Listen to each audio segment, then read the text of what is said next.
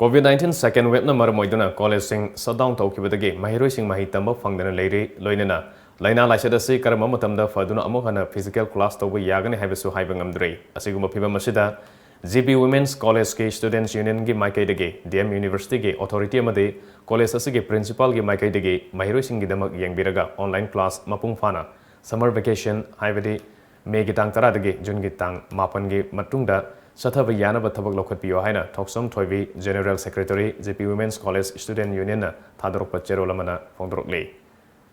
Houjik Pangthoktana Leiriva, DM University, Makadaliva College Singi, 1st, 3rd, Amadi, 5th semester exam asisu, maheiroising career gidamak yang biduna, Sabama, khanghan-binnabagi,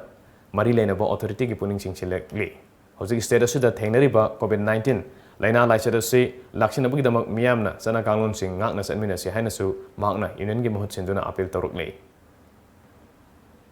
DM University gi authority amadi college asigi principal gi maikeidagi maheiroising gi damak ingbiraga online class mapung fana summer vacation 10 May 9 June sigi matungda tawbinaba haijari hik pangthoktana laiba